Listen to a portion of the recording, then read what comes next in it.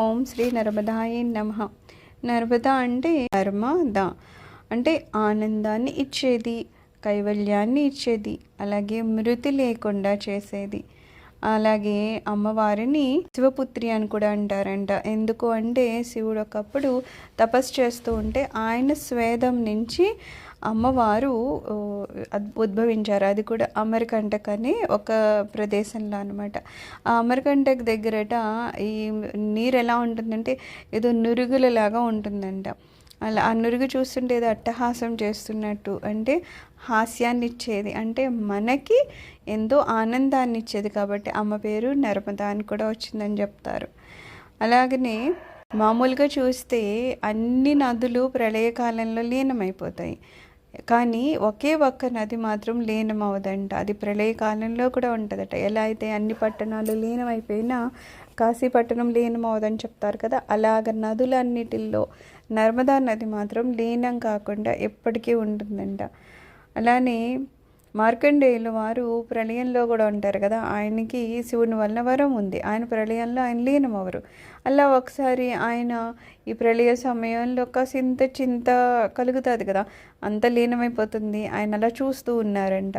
అలా చింతాగ్రస్తుడై ఉన్నప్పుడు ఆయన ఎదురుగుండా ఒక పెద్ద కొండ లాంటి ఒక పక్షి, అంటే ఒక కొంగ, అది కూడా చాలా ముత్యాలు మెరిసినట్టు మెరుస్తూ మహదా అద్భుతంగా ఉందట. ఒకటి వచ్చి అలా నుంచిందనమాట. అప్పుడు ఈయన వెంటనే ఆ పక్షికి దండం పెట్టి అడిగారంట, ఎవరు మీరు అని. అనగానే అప్పుడు ఆ కొంగ రూపంలో స్వామివారు చెప్తున్నారంట, నేనే నీ తండ్రిని, నేను సృష్టించాను కదా, నేనే బ్రహ్మని, విష్ణుని, మహేశ్వరిని, నేనే ఇదంతా లీనం చేస్తాను, నేనే మళ్ళా సృష్టిస్తాను, నేనే మళ్ళా స్థితి చేస్తాను అని చెప్పగానే ఈయనకు అర్థమైంది ఆయన పరమేశ్వరుడే అని. ఇక్కడ ఏంటంటే త్రిమూర్తుల్లో భేదం లేదని చెప్తారు. ఎవరిని ఇలాగ ఎక్కువ తక్కువ అని కాదు, అంతా పరమేశ్వరుడే, అక్కడ వరకునే చెప్తారు. సో చూసి నమస్కరించాక అప్పుడు ఆ కొంగ రూపంలో ఉన్న పరమేశ్వరుడు అంటాడంటే, నువ్వు చింతించాల్సిన అవసరం లేదు, నీ మీద దయ కలిగి నిన్ను కాసింత విశ్రాంతి ఇవ్వడానికని చెప్పి నేను వచ్చాను దా అని చెప్పేసి ఆ కొంగ తన రెక్కను కొంచెం ఇలాగ చేస్తే ఆయన ఆ రెక్క లోపలికి వెళ్ళాక ఆయన అలాగ జాగ్రత్తగా ఉంచుతారనమాట. ప్రళయకాలం అంతా అయిపోయిందంట, చాలా రోజులు అయిపోయింది, ఆ ప్రళయం అంతా అయిపోయింది. మళ్ళీ ఇంకా సృష్టి ప్రారంభం అవుతుందన్నమాట. ఆ సమయంలో శబ్దాలు వినపడుతున్నాయి. అప్పుడు ఆ కొంగ రెక్కలోంచి కొంచెం ఇలాగ తొంగి చూస్తే ఆయనకి అక్కడ ఏదో మువ్వల సవడ్ వచ్చింది. ఏంటా అంటే ఒక 10 మంది కన్యలు అక్కడికి పూజ కోసం అని చెప్పేది ఏదో సామాన్ పట్టుకుని వస్తున్నారనమాట. ఆయన చూస్తూ ఉంటే ఆయన వచ్చి ఆ 10 మంది వచ్చి ఆ కొంగకి పూజలు అవి చేసి మళ్ళీ వాళ్ళు వెళ్ళిపోయారనమాట. వెళ్ళిపోతే ఆయన అర్థం కాలేదు ఎవరి 10 మంది కన్యలు అని చెప్పేసి. ఆ తర్వాత ఇంకా చూస్తున్నారు, నెమ్మదిగా ఆ కొంగ అంటే అలా కొంచెం ముందుకెళ్తుంటే ఒక సముద్రం వచ్చిందంట. ఆ సముద్రం మధ్యలో ఒక పట్టణం కనపడిందంట. ఆ పట్టణం యాజ్ యూజువల్ మనకున్నట్టే అక్కడ మళ్ళీ ఇల్లు మేడలు అవి ఇవి అన్నీ ఉన్నాయి. అది ఎలా వచ్చింది అంటే ఇప్పటి వరకు ప్రణయంలో అవన్నీ లీనమైపోయి ఉన్నాయి కదా కొంగ రూపంలో, అందులో ఆ పరమాత్మలో అవన్నీ ఇప్పుడు మళ్ళా బయటికి వస్తున్నాయి అన్నమాట. అందుకని ఏమంటారు, ఆ కొంగ రూపంలో నుంచి వ్యక్తమయ్యాయి కాబట్టి ఆ కల్పాన్ని బక్క కల్పం అంటారు. బక్క అంటే కొంగ అనమాట, అందుకని బక్క కల్పము అని అంటారనమాట. అప్పుడు ఏమంటున్నారు, ఆ కొంగలో నుంచి ఇవన్నీ వ్యక్తమయ్యాయంట. ఆఖరికి అలాగ పట్టణం కింద అవన్నీ అయ్యి ఆఖరికి ఏమైందట, ఆ కొంగ కూడా నెమ్మదిగా రూపం అంతా మారిపోయి ఒక లింగ రూపంలోకి వచ్చేసిందంట. అందుకని ఏమంటారంటే, ఒక లింగాన్ని చూసామంటే మనం ఏదో ఆ లింగం ఇంత చిన్నది అనో ఇంకొకటో లేకపోతే స్వామి అని అనుకోవాల్సిన అవసరం లేదు. మొత్తం ఈ ప్రళయము వచ్చిన తర్వాత అంతా అందులో లీనమైంది, అంటే సృష్టి అంతా అందులోనే ఉంది అని చెప్పి భావించాలంటారు. మనం పూజ చేసేటప్పుడు ఆ లింగంలోనే ఈ సృష్టి అంతా ఉంది అని చెప్పి భావించి అప్పుడు దానికి పూజ చేయాలని చెప్తారనమాట. అలాగా లింగంలోనే అంతా లీనమైపోయి ఉందని ఆయనకు అర్థమైందనమాట. అయితే ఇందాక ఒక 10 మంది కన్యలు వచ్చున్నారు కదా! ఆ 10 మంది కన్యలు ఎవరు అంటే దిక్దేవతలు అంటారనమాట. ఈ 10 దిక్కుల దేవతలు ముందు ఆ ప్రళయం నుంచి మళ్ళీ సృష్టి ప్రారంభమైనప్పుడు అప్పుడు వాళ్ళొచ్చి స్వామివారికి పూజలు అవి చేసుకున్నారనమాట. చేసి మళ్ళీ వాళ్ళ కార్యక్రమాలు వాళ్ళు మొదలుపెట్టారనమాట. అయితే ఈ ప్రళయం అయ్యాక అందరూనంట దేవతలు వాళ్ళందరూ శివుని దగ్గరికి వెళ్ళారంట. అప్పుడు ఆ శివుడు ఉమా సహితుడై అక్కడ కూర్చుని ఉన్నారంట. పాదాల దగ్గర అంట ఒక కన్యక అంటే ఒక 16 ఏళ్ళ అమ్మాయి కూర్చుని ఉందంట. ఆ అమ్మాయి ఎవరు అంటే నర్మదామాత అనమాట. ఇందాక చెప్పినట్టు ప్రళయంలో అందరూ లీనమవుతారు కానీ నదుల్లో నర్మదామాత లీనమవ్వరు. అందుకని అక్కడ ఆ నర్మదామాత ఉన్నారనమాట. అయితే అంతట్లోకి ఏమైందట, దేవతలందరూ వచ్చి అక్కడికి వాళ్ళని ప్రార్థిస్తున్నారంట. ఏమైంది, వీళ్ళ దగ్గర ఉన్న వేదాలు ఉన్నాయి, దాన్ని మధుకైటపులు తీసుకొని వెళ్ళిపోయారు స్వామి అని చెప్పేసి వీళ్ళ దగ్గరికి వచ్చి ప్రార్థించారంట. ప్రార్థించగానే శివుడు మళ్ళీ ప్రార్థించగానే ఎవరు వచ్చారు, విష్ణుదేవుడు వచ్చాడు. ఇక్కడ శివుడు ప్రార్థిస్తే విష్ణు వస్తారు, విష్ణువు పూజిస్తే శివుడు వస్తారు. అంటే హరిహరల్లో ఎటువంటి భేదం ఉండదు అని చెప్తున్నారు. అలాగా ఎక్కువ దేవుళ్ళ మధ్య భేదాలు పెట్టేసుకోవడం అనేది అజ్ఞానం అంటారనమాట. సో ఏ రూపంలో కొలిచినా ఆఖరికి ఆయన పరమేశ్వరుడే. సో ఎప్పుడైతే శివుడు ధ్యానించారో విష్ణు వచ్చి ఈ మధుకైటపుల్ని చంపి వాళ్ళు ఎత్తుకుపోయిన ఆ వేదాలని మళ్ళీ తిరిగి తీసుకొని వచ్చి వెలికిచ్చారట. బ్రహ్మ విష్ణు మహేశ్వర్లు అనేది 3 రూపాయల్లో కనిపించిన నిజానికి వాళ్ళందరూ మూడు కాదు ఒకటే పరమేశ్వరు అని చెప్పుకున్నాం కదా. అలాగే ఈ 3 రూపాయలలోంచి 3 నదీమ తల్లులు వచ్చాయంట. ఎవరు అంటే బ్రహ్మ నుంచేమో సరస్వతి, విష్ణు నుంచేమో గంగా, మహేశ్వర్ నుంచేమో రేవా అంటే మన నర్మదామాత వచ్చాయన్నమాట. అయితే రేవా అమ్మని ఏమంటారు, అక్షయ అని కూడా అంటారు. ఎప్పటికీ క్షయం కానిది, ఎందుకంటే ప్రళయంలో కూడా లీనం కానీ ఒక్క నదీమ తల్లి కాబట్టి. అలాగే అమ్మని ఏమంటారు, కామదామ అని కూడా అంటారట. మన కామాలను ఇచ్చే అమ్మ కాబట్టి కదా, మన ఇష్టం ఏవైతే అది ఇస్తుంది. కానీ ఇక్కడ ఏ కామాలు అంటే ఏం చెప్తున్నారు, బాహ్యపరమైన అయితే అది ఎప్పుడు ఉంటాయి, అది కాదు. మన అంతరంగంగా ఏదైతే జ్ఞానం కావాలని కోరుకుంటామో, మనలో ఉన్న అజ్ఞానం నశించాలనుకుంటామో, ఎలా అయితే మనం ఆ భగవంతుని పాదాలను చేరాలనుకుంటామో, ఇలాంటి కామ్యాలని అమ్మవారు నెరవేరేటట్టు చేస్తారంట. అందుకని కూడా అమ్మని కామధామ అంటామన్నమాట. అమ్మ దగ్గరికి వెళ్తే మనము స్నానం చేసినా, చింతన చేసినా, దర్శనం చేసినా చాలంటారు. వెళ్ళి అక్కడ స్నానమే చేయాలనేది లేని ఒక్క నది ఏంటంటే నర్మదా నది. మిగిలిన నదుల్లోకి వెళ్తే ఖచ్చితంగా స్నానం చేస్తే పుణ్యఫలం వస్తుంది. కానీ కేవలం మనము అక్కడికి వెళ్ళి దర్శనం చేసిన, పోనీ అక్కడికి వెళ్ళలేదు, ఎవరో ఒక సీసాలోనే ఇందులోనో పట్టుకుని వచ్చారు మనకి, అలా దర్శనం చేసిన లేదు, నిజంగానే త్రికరణ శుద్ధిగా మనం నర్మదా అమ్మవారి దగ్గర ఉన్నాము, అమ్మవారి పాదాలని మనం సేవిస్తున్నాము అని అనుకుంటే కేవలం ఆ చింతన చేసినంత మాత్రాన కూడా మనకి స్నాన ఫలితం ఎలా దొరుకుతుందో అంత ఫలితము దొరుకుతుందంట. మార్కండేయ స్వామి విభీష్ఠుడికి చెప్తూ ఉన్నారు. ప్రళయకాలంలో ఉంటున్నారు కదా, ఆ ప్రళయానికి ముందు వెనుక ఏం జరిగింది, ప్రళయ సమయంలో ఏం జరిగింది అనేది ఆయనకి తెలుసు. వేడి చాలా పెరిగిపోతుందంట. ఆ వేడి పెరిగినప్పుడు ఏమవుతాయంట, అక్కడ నదులు కూడా అవన్నీ ఎండిపోయి ఆఖరిగా సముద్రం కూడా ఎండిపోతుందా అన్నంత వేడి పెరుగుతుందంట. సో అలా పెరిగిపోతే ఇంకా ఋషులు వాళ్ళు కూడా ఏదో ఎక్కడెక్కడ అడవిలో అది ఉండి నదులు ప్రాంతాల్లో ఉండి వాళ్ళు పూజ చేసుకుంటారు. కానీ మరి ఇలా ఎండిపోతుంటే ఏం చేయాలో వాళ్ళకి అర్థం కాలేదు. అందుకని ఇంక వాళ్ళందరూ అక్కడి నుంచి మార్కండేయ స్వామి ఎక్కడ ఉన్నారో అక్కడికి వచ్చారు. ఎందుకంటే మార్కండేయ స్వామి ఏమో ఆయన కూడా ప్రళయకాలంలో ఉండే ఆయన కూడా చిరంజీవి కాబట్టి ఆయన ప్రళయకాలంలో లీనం కారు. అయితే అప్పుడు ఈ స్వామి ఏం చేశారంట, మనం అందరం నర్మదా నది దగ్గరికి వెళదాము, ఎందుకంటే నర్మదా నది మాత్రమే ప్రళయకాలంలో లీనం కాదు అని చెప్పేసి ఈయన ఆ ఋషులందరినీ పట్టుకొని ఆ నర్మదా నది దగ్గర పట్టుకుని వెళ్ళారు. అప్పుడు ఆ నర్మదా నదికి ఒడ్డు ఉంటుంది కదా, అటు ఇటు ఒడ్డు అంతా ఈ ఋషులు వీళ్ళు అంతే ఆల్రెడీ వాళ్ళందరూ మంచి పుణ్య కార్యక్రమాలు అవి చేస్తున్నారనమాట.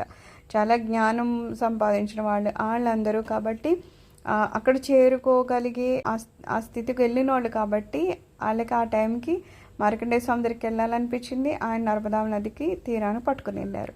సో ఇంకా అక్కడ మళ్ళీ వీళ్ళు నది ఎంచక్క ఉంది కాబట్టి వాళ్ళ రోజులు వాళ్ళు చేసే జపాలు తపాలు ఈ హోమాలు అవన్నీ చేసుకోవడము, ఎంచక్క పంటలే పండించుకొని తినడం తాగడం, ప్రళయముకి ఇంకా కొంచెం ముందు జరుగుతున్న ఈ ప్రాసెస్ అన్నమాట. అయితే అలా జరుగుతూ జరుగుతూ జరుగుతూ ఉందన్నమాట. ఇక్కడ ఏం చెప్తారంటే మనకి ఎన్నో జన్మల పుణ్యం ఉంటేనే ఒక మనిషి కింద మనం పుడతామని చెప్తారు. మళ్ళీ ఏమంటారు, ఆ మనుషులకి కూడా ఇంకా ఎంతో పుణ్యం ఉంటేనే శంకరుని మీద భక్తి కలుగుతుందని చెప్తారు. ఆ భక్తి కలిగి మనం కనుక ఇంకా దానము, అలాగే తీర్థాలు తిరగడము, తీర్థసేవ అంటాం కదా, అలా తిరగడము, అలాగే స్నానాలు, నదీ స్నానాలు చేయడము, యజ్ఞాలు చేయడము, ఇవన్నీ చేస్తే కనుక అది కూడా చాలా శ్రద్ధతో, అంటే అక్కడ నమ్మకంతో కనుక ఇవన్నీ చేస్తే అప్పుడు ఈశ్వరుడు మనకి దొరుకుతాడంట. మనుషులకి సహజంగా 3 గుణాలు ఉంటాయి కదా, సాత్విక రజో తామస్ గుణాలు ఉంటాయి కదా. అయితే అందులో సాత్విక గుణం ఉన్నవాళ్ళు మాత్రమే దేవత్రయాన్ని, అంటే బ్రహ్మ విష్ణు మహేశ్వరుని వాళ్ళు పూజించగలుగుతారనమాట. వాళ్ళు అలా పూజించి తీర్థయాత్రలు చేసి అలా భక్తితో ఉంటే కనుక త్రయీ మార్గంలో, అంటే వేద పఠనం చేయడము, లేకపోతే శివ పూజ చేయడము, సాంఖ్య సాధన చేయడము, అంటే 6 నెలలు ఆత్మ విచారణ చేస్తూ ఉండడం అనమాట. అలా చేయడం వలనంట క్షిప్రసిద్ధ అంటున్నారు. అంటే నదీమి తల్లిలో చాలా తొందరగా ఆ రిజల్ట్ పుణ్యఫలాన్ని ఇచ్చే వాళ్ళు ఎవరంటే నర్మదా మాత అంట. అందుకని ఆమెని క్షిప్రసిద్ధ అంటాం. అలాగే పాపక్షయంకరి, పాపాలని క్షయింపచేస్తుంది. అయితే ఇక్కడ పాపాలు అంటే ఏంటంటే ఏం చెప్తున్నారు, ముక్తికి ప్రతిబంధకాలు ఏముంటాయో వాటిని పాపాలు అని చెప్తారంట. నర్మదా నది ఆ నీటితో కనుక విభూతిని తడిపి ఆ విభూతిని మనం ధరించి, అలాగే 3 కాలాలు కూడా లింగార్చన కనుక 6 నెలలు అక్కడ చేస్తే, నర్మదా నది ఒడ్డును కూర్చొని చేస్తే ఖచ్చితంగా వాళ్ళకి ఆ పాపాలు అనేవి నశించడము, మళ్ళా మోక్షానికి అర్హత రావడం అవి జరుగుతాయంట. అయితే ఏమంటున్నారు, కొంతమంది నర్మదా నది ప్రదక్షిణ చేస్తారట. ఎంతకాలం పడుతుంది, కనీసం 3 సంవత్సరాలు పడుతుందట నడిచి నర్మదా నది ప్రదక్షిణ చేస్తే. అంటే ఇప్పట్లో వాహనాలతో కూడా చేస్తున్నారు అన్నారు, దానికి వచ్చే ఫలితం దానికి వస్తుంది. కానీ కాలుతో కూడా, అప్పట్లో కాలుతో కూడా వాళ్ళు నడిచి ప్రదక్షిణ చేసేవారట. అయితే అలా చేయడం వల్ల ఏమొస్తుంది అంటే పాపాలు మామూలుగా ఏమవుతుందంట, మన పాపాలు ఎప్పుడు భయపెడుతూ ఉంటాయంట. ఎందుకు మనం భయపడుతూ ఉంటాం అంటే ఏదో పాపాలు చేసున్నాము, దాని ఫలితాలు ఏమవుతాయి అనే భయం మనుషులు ఎప్పుడు కలుగుతూ ఉంటుంది. రేపేంటి అనే భయం ఉంటుంది కదా. ఆ భయం ఎందుకు వస్తుందంటే మనం చేసిన పాపాలు మనల్ని ఆ రకంగా భయపెడుతూ ఉంటాయి.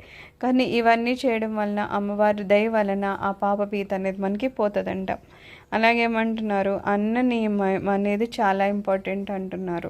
అంటే కుడి చేత్తోనే తినాలి, కూర్చొని తినాలి, సాత్వికమైన ఆహారమే తినాలి, మితంగా తినాలి, ఇలా కొన్ని ఉన్నాయి కదా. అవి అందరికీ ఉండవట. తెలియని వాళ్ళు ఏంటంటే ఎడమ చేత్తో కూడా తినడము, అలాగే నియమ నిబంధనలు లేకుండా తింటారు. సో అది అన్న నియమం కాదు. కానీ అన్న నియమం అనేది మనము ఖచ్చితంగా దాన్ని ఫాలో అవ్వాలంటే, ఒకసారి తల్లిదండ్రులు చేసిన తప్పులు ఏమన్నా ఉంటే ఆ తప్పులు కూడా పిల్లలు భరించాల్సిన స్థితి కూడా వస్తూ ఉంటుందంట ఒక్కొక్కసారి. అందుకని ఏమంటున్నారు, మన తప్పులే కాకుండా ఆ తల్లిదండ్రులు తప్పులు వస్తాయి. అది మళ్ళీ కొన్ని ఉంటాయి, పితృకార్యాలు చేయకుండా కొంతమంది వదిలేస్తున్నారు కదా.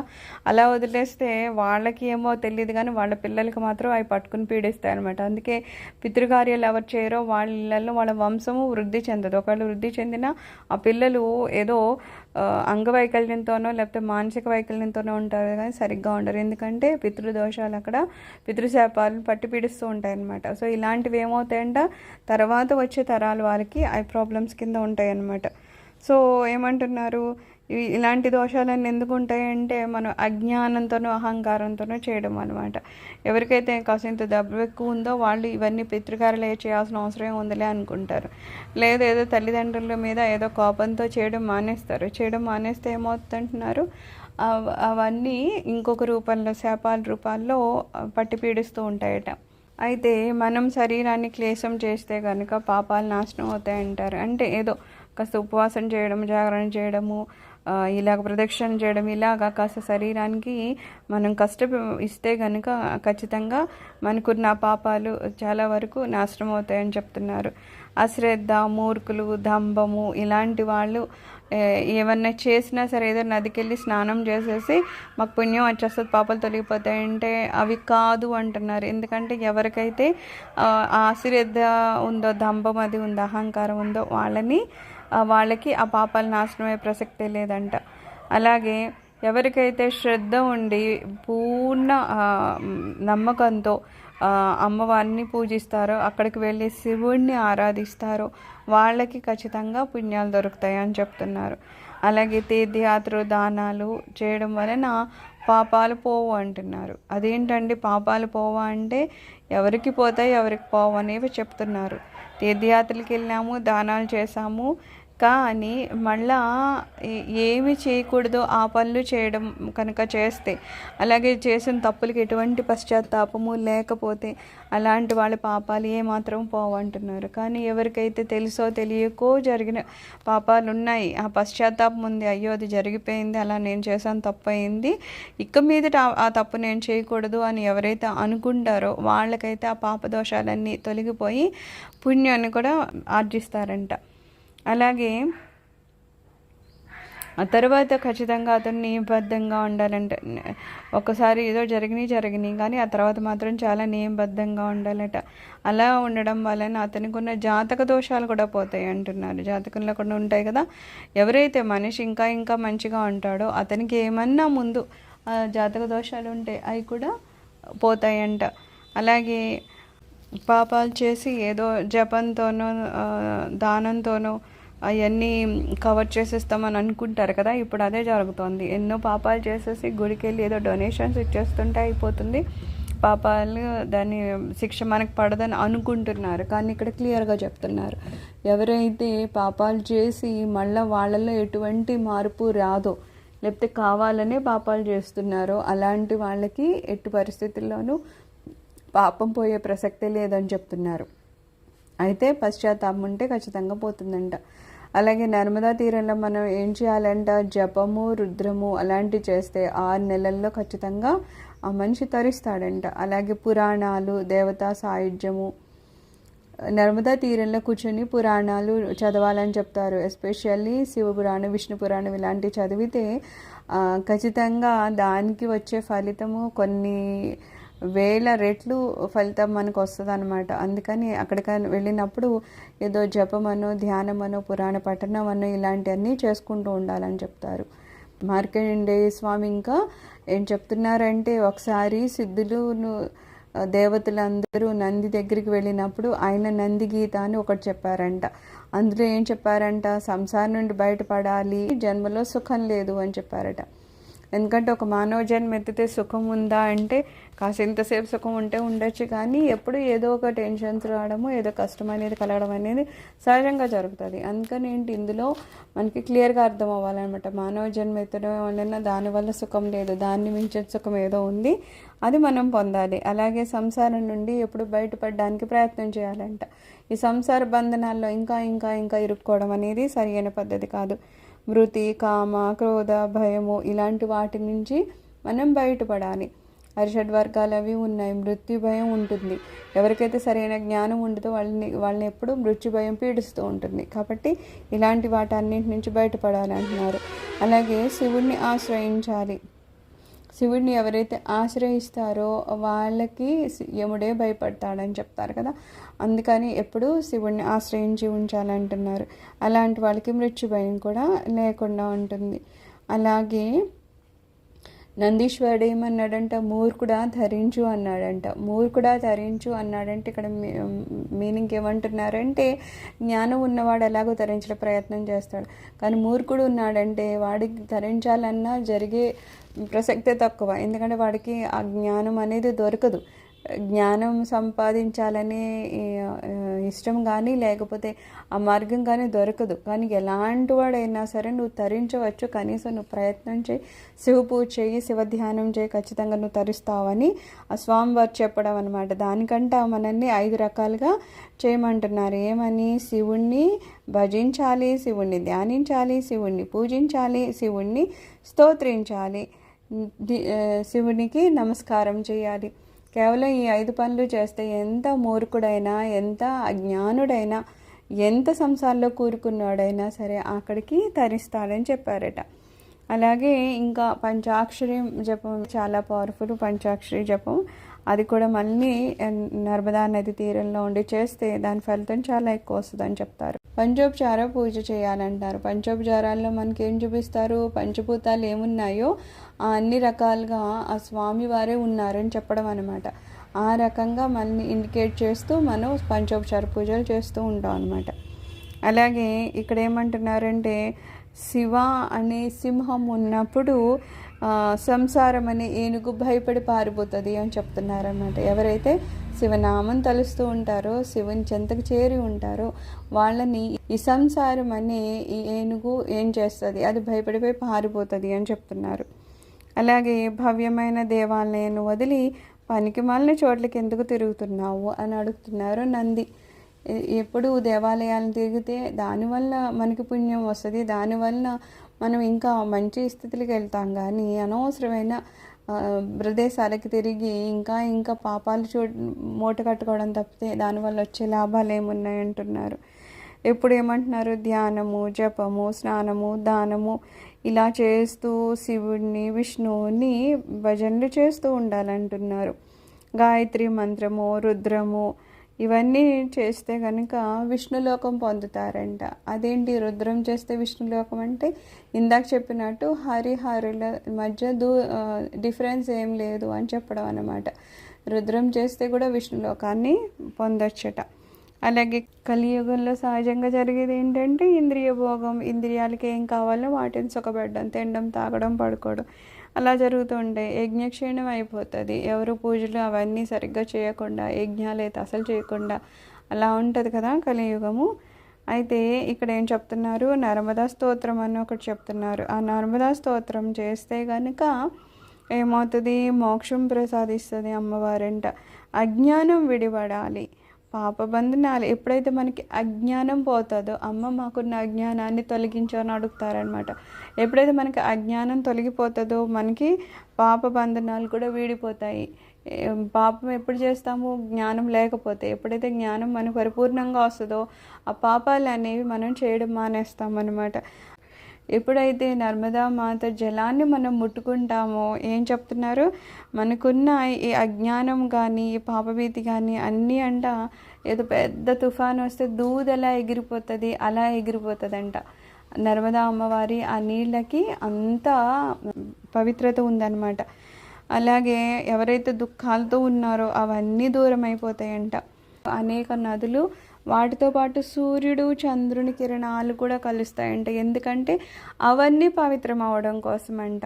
అలాగే నర్మదా బాణలింగాలు, నర్మదా నీటిలో బాణలింగాలు దొరుకుతాయంట. ఎలా? అవి శివస్వరూపాలే అని అసలు ఆ రాళ్ళ కింద ఉన్నప్పుడు కూడా ఎలా అయితే మనము విష్ణు స్వరూపాలని చెప్పేసి శాలిగ్రామం చేస్తాం కదా, అలాగని ఇక్కడ నర్మదా నదిలో దొరికే రాళ్ళని బాణలింగాలని చెప్పేసి లింగ రూపము ఉండాల్సిన అవసరం లేదంట. ఎలా రాయిలాగా ఉన్నా సరే వాటిని పెట్టి కూడా పూజిస్తారట. పెద్ద పెద్ద గుడుల్లో కూడా ఈ రోజుకి ఎక్కడైనా ఒక శివలింగం తయారు చేయాలంటే అక్కడ దొరికి ఆ బాణలింగాలను ఉపయోగించి చేస్తారంట. అంత పవిత్రత ఉంటుందంట అక్కడ దొరికే రాళ్ళకి కూడాను. అవి రకరకాల రంగుల్లోనూ రకరకాల షేప్స్లో అలాగే రకరకాలుగా ఉంటాయంట. కానీ అందరూ వాటికి పూజ చేస్తారని చెప్తున్నారు. అయితే ఏమైందంటున్నారు? ఋషులందరూ వాళ్ళందరూ అలా అమ్మవారిని పూజించేసి వాళ్ళు పడుకున్నారంట. పడుకుంటే అందరికీ రాత్రిపూట ఒకే రకమైన కళ వచ్చిందంట. అంటే పొద్దున్న లేచి అందరూ చెప్పుకున్నారు, నాకు అమ్మవారు కనిపించారు, అమ్మవారు కనిపించారు అంటే అందరికీ అమ్మవారు కనిపించారు. అమ్మవారు ఏ రకంగా కనిపించారు అంటే ఒక అందమైన గొడుగు పట్టుకుని అమ్మవారు వస్తున్నారంట. ఆ గొడుగు నిండా రత్నాలు అవి అమర్చబడి ఉన్నాయంట. అంత అందమైన గొడుగును పట్టుకొని వచ్చారంట. వచ్చి అమ్మ ఏమన్నారంట, మీరెవరు ఏం భయపడకండి, అంటే ప్రళయం వస్తుందని భయము చింత కొంత ఎంత కాదన్నా ఋషులకు ఉంటుంది ఆ టైంలో. కానీ మీరు అలా భయపడాల్సిన అవసరం లేదు, నా తీరంలోనే ఉండండి, ఆఖరికి మిమ్మల్ని నేను మోక్షానికి చేరుస్తాను, మీకు ఏ లోకం కావాలనుకుంటున్నారో అక్కడికి నేను చేరుస్తాను అని చెప్పేసి, అంటే ఇంకా మీకు మోక్షప్రాప్తి అయిపోయిందని చెప్పేసి అమ్మవారు వాళ్ళందరికీ ఆశీస్సులు ఇచ్చారట. అమ్మవారికి 2 పేర్లు ఉన్నాయంట. ఏంటది? ధర్మద, శర్మద అని. ధర్మద అంటే ధర్మాన్ని ఇచ్చేది. ధర్మబద్ధంగా ఉండాలనుకున్న కొన్ని అడ్డంకులు ఉంటూ ఉంటాయి, వాసనలను అవి ఇవి. సో అవన్నీ తొలగించేసి మనం ధర్మబద్ధంగా ఉండడానికి కూడా అమ్మవారు సహకరిస్తారంట. అందుకని అమ్మవారిని ధర్మద అంటారంట. ఇంకోటి ఏంటి? శర్మద. శర్మద అంటే సుఖం ఇచ్చేది. సుఖము అంటే ఇక్కడ సుఖాలు కాదు, ఐహికమైన సుఖాలు కాకుండా పరమాత్మక సుఖాలు అన్నమాట.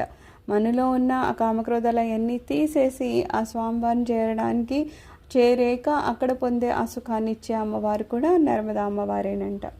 దుఃఖము భయము ఉండకుండా పూజించాలి అని చెప్తున్నారు. ఎప్పుడైనా సరే మనము జరిగిపోయిన దాని గురించి దుఃఖించడము, రేపొద్దున ఏం జరుగుతుందో అని భయపడడం, ఈ 2 వలన మనం సరిగ్గా పూజ చేయలేకుండా ఉంటాం, ఏదో టెన్షన్ లాగా ఉంటుంది కదా. సో ఇక్కడ అమ్మ ఏం చేశారు, ఇవన్నీ చెప్పడం వలన వాళ్ళకి అర్థమైపోయింది, మాకు ఇంకా మోక్షం వచ్చేది ఉందని. ఇంకా వాళ్ళకి ఏ భయమో ఏ టెన్షన్ ఏమి ఉండవు కదా, ఏ భయము కానీ దుఃఖం కానీ ఏమి ఉండవు కదా. అలా చేసి అమ్మవారు ఇవన్నీ లేకుండా ఇంచక్క పూజ చేయండి అని చెప్పారట. అలాగే స్నానము తర్పణము, స్నానాలు చేయాలి, దేవతలకి పితృదేవతలకి తర్పణాలు ఇవ్వాలి, ఇవన్నీ చేయండి అన్నారట.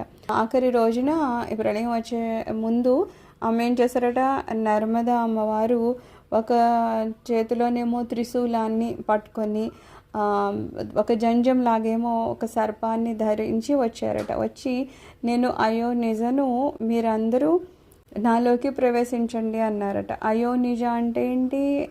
యోని ద్వారా రాకపోవడం కదా, ఎవరి నుండి పుట్టకపోవడం. అలాగే నాలో మీరు ప్రవేశించండి అంటే మీ పుట్టుక లేని స్థితిని, అంటే మోక్షాన్ని నేను ప్రసాదిస్తున్నానని చెప్పడం అనమాట. ఆ రకంగా ఆ ఋషులందరినీ ఆమెలోకి తీసేసుకున్నారంట. ఇలాగా మార్కండేయ స్వామి నర్మదా అమ్మ గురించి చెప్తూ ఉన్నారనమాట. సర్వం శ్రీ మాతృచరణ అరవిందార్పణమస్తు. లోకా సమస్త సుఖినో భవంతు.